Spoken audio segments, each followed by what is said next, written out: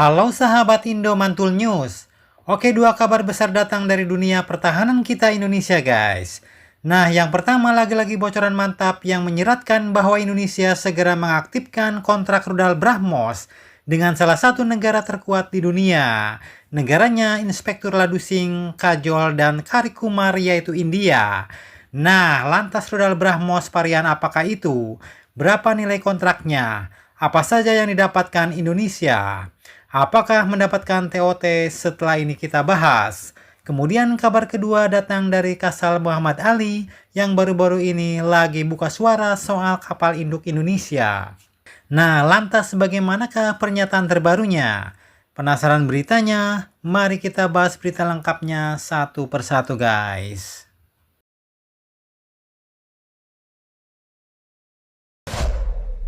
Oke, yang pertama, setelah berbulan-bulan rumor dan spekulasi, kini akhirnya tipis-tipis mulai terkuak, guys. Di-spill oleh lembaga KRIS akan ada kontrak rudal BrahMos Indonesia dengan BTE Defense menjadi mitra di Indonesia. Nah, namun ini masih berupa bocoran ya, guys. Dan untuk detailnya masih menunggu rilis resmi.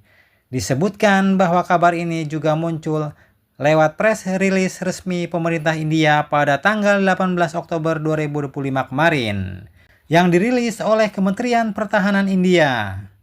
Dalam acara itu, Menhan India yaitu Rajnath Singh bersama CM Uttar Pradesh Yogi Adityanath melepas batch pertama rudal BrahMos yang dibuat di fasilitas terbarunya di Lucknow.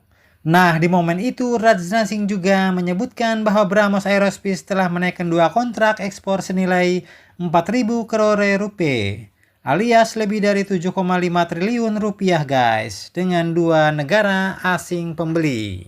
Dan meski dalam proses rilis itu belum menyebutkan nama negara secara langsung, namun salah satunya digadang-gadang adalah Indonesia, guys. Spekulasi ini pun makin kuat setelah akun pertahanan lokal Chris Ribbon membagikan foto pertemuan antara perwakilan BrahMos Aerospace dengan pejabat Indonesia.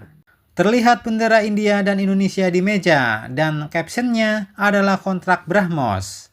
BTE Defense adalah mitra di Indonesia, detailnya menunggu rilis resmi.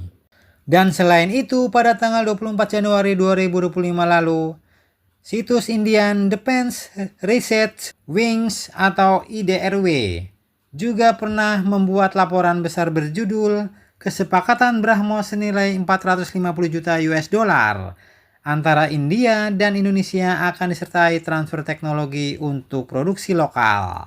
Dalam laporan itu disebutkan bahwa Kementerian Pertahanan Indonesia telah mengirim surat resmi ke Kedutaan Besar India di Jakarta, guys.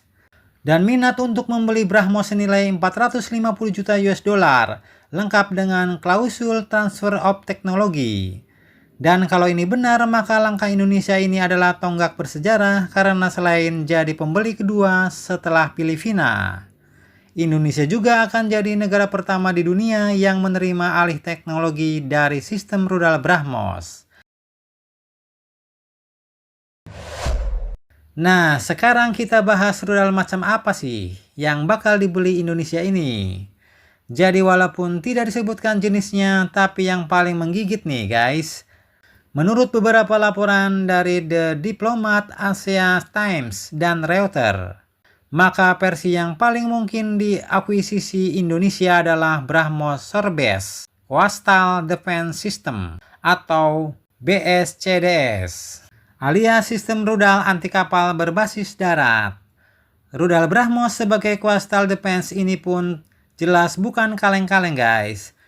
Jangkauannya sekitar 290 km dan tak bisa lebih, memang soalnya versi ekspor memang dibatasi karena aturan Missile Technology Control Regime atau MTCR. Kecepatannya bisa tembus Mach 2,8 sampai Mach 3 atau hampir 3 kali lipat suara. Dan sistemnya fire and target, artinya begitu diluncurkan rudal akan mengejar target sendiri dengan akurasi maut. Rudal ini biasanya dipasang di truk peluncur besar atau Mobile Autonomous Launcher, dilengkapi radar pantai dan command center. Cocok banget buat memperkuat pertahanan pesisir strategis Indonesia mulai dari Natuna, Selat Malaka hingga Laut Sulawesi.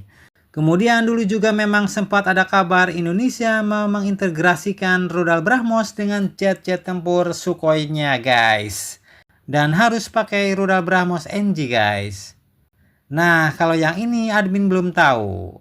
Tapi kemungkinan besar adalah rudal BrahMos versi Coastal Defense. Dan yang bikin perjanjian ini benar-benar spesial adalah info terkait klausal TOT.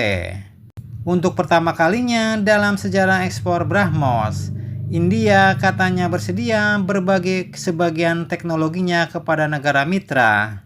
Dan Indonesia jadi negara pertama yang mendapat kehormatan itu.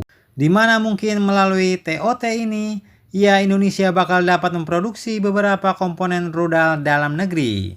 Dan berkolaborasi dengan BrahMos Aerospace dan DRDO India. Langkah ini nggak cuma memperkuat kemampuan tempur guys, tapi juga membuka peluang besar bagi industri pertahanan Indonesia. Oke, kabar mantap kedua, langkah besar TNI Angkatan Laut menuju era baru kekuatan maritim. Tampaknya tinggal menunggu waktu nih. Kepala Staf Angkatan Laut Kasal Laksamana Muhammad Ali baru-baru ini memastikan bahwa kajian akuisisi kapal induk legendaris ITS GUCP Garibaldi asal Italia kini berjalan aktif dan serius di internal TNI Angkatan Laut. Beliau katakan kapal induk ini sedang kita dalami. Mudah-mudahan bisa segera diakuisisi.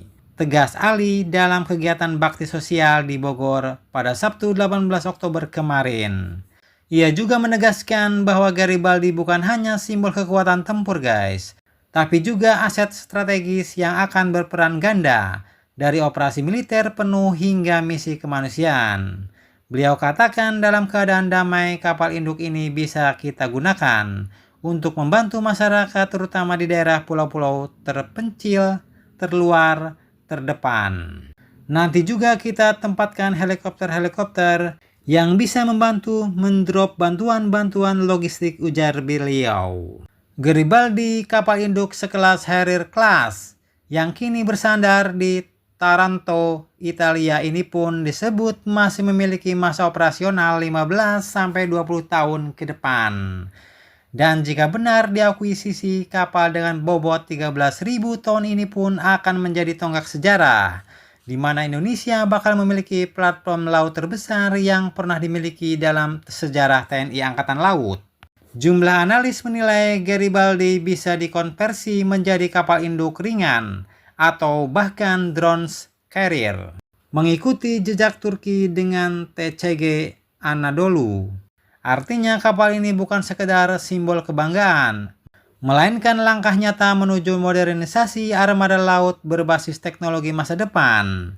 Dan bila terrealisasi, Indonesia bukan hanya menjaga kedaulatan di lautan, tapi juga menegaskan diri sebagai kekuatan maritim utama di kawasan Indo-Pasifik.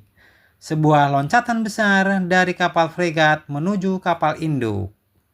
Dari negara maritim menuju kekuatan samudra sejati guys. Mantap-mantap guys. Nah, jadi bagaimana menurut kalian tentang hal ini? Jangan lupa subscribe, like, share, komen. Tetaplah kalian semangat demi Indonesia maju. Salam Indo Mantul News. Terima kasih.